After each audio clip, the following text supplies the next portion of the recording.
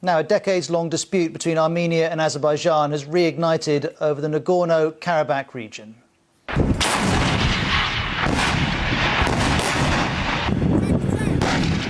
Dozens of people have been killed in the last 3 days of violence, which both sides accuse the other of starting. And these are the fiercest clashes since 2016 in a region that provides crucial transit routes for gas and oil to the international market. Nagorno-Karabakh is internationally recognised as part of Azerbaijan, but the breakup of the Soviet Union, which was then followed by a war in the early 90s in this region, has seen it controlled by ethnic Armenians.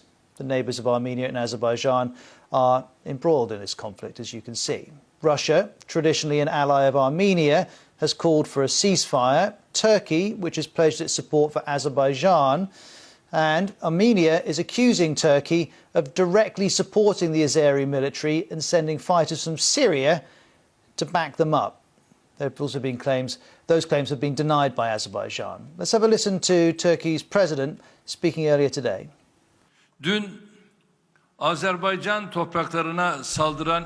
I condemn once again Armenia, which has attacked Azerbaijan's territory. Turkey will continue to support its friend and brother wholeheartedly and with whatever means are possible. It is time to end the crisis in this region. This region will once again have peace and calm following the swift abandonment of all Azerbaijan's territories. Any measures or propositions beside this will be unfair and unjust. Well, let's hear from our correspondent Reyhan Dimitri on Armenia's response. There was a strong worded statement that was issued by the Armenian Foreign Ministry. It accused Azerbaijan of launching this latest offensive. And as a fact, the Armenian Foreign Ministry says President Aliyev of Azerbaijan has publicly denounced the peace process and now resorted to military means of solving this conflict. Well, let's speak to Matthew Bryza, a former US ambassador to Azerbaijan who worked as a mediator on a prospective peace agreement for Nagorno-Karabakh. Ambassador Bryza, thank you very much indeed for your time. How surprised were you at this escalation? Not terribly surprised. I mean, it's been clear over the course of the past several weeks, even months since July, when there were similar clashes, although less intense, along the international border between Armenia and Azerbaijan, that tensions were increasing.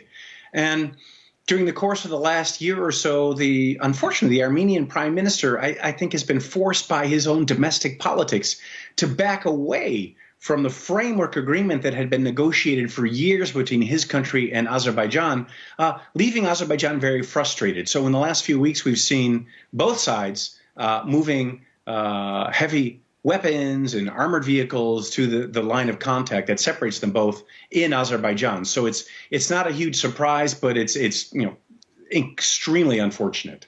And we would expect Russia to be taking a very close interest, but help me understand Turkey's role here and how that's evolving.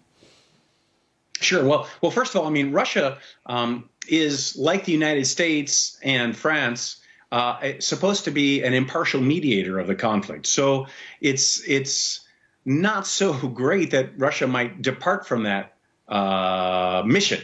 But nonetheless, so Turkey has not been part of the multilateral negotiations for a peace agreement under the OSCE's Minsk group.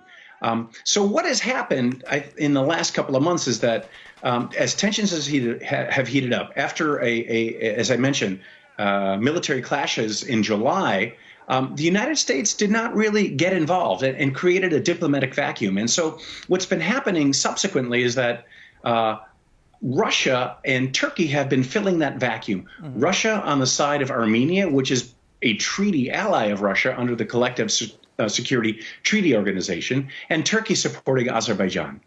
And I was mentioning in my introduction that you were a mediator on this prospective peace agreement. Presumably, unfortunately, that agreement is very much on hold. It's very much on hold. So as I said, the negotiating framework is co-chaired by Russia, France, and the United States. And back in January of 2009, the then president of Armenia, Serge Sargsyan, and the still president of Azerbaijan, Ilham Aliyev, agreed in principle to a framework agreement. Now, there were many details that still needed to be worked out, but they agreed in principle. But as I was saying, during the course of the last year or so, the current Armenian leader, Nikol Pashinyan, has felt a need to back away from that framework. And the pressure is intense. I mean, there was one former Armenian prime minister who was killed on the floor of parliament when he was getting close to an agreement. Another one who was ousted when he was close to an agreement. So the extreme nationalist forces in Armenia are very, very strong. And I think for now, that framework agreement is dead. And I think Azerbaijan is going to push what it sees as a military advantage as far as it can go. And when that stops, when Azerbaijan recaptures some of its territory that's been occupied by Armenia, and if the fighting stops at that point, then I think we can get back to that framework agreement that I've talked about. It's been invaluable. Thank you very much, Ambassador Bryza. Perhaps we can check in with you again in a few days to see how that story is evolving. Thank you. I hope so. Thanks.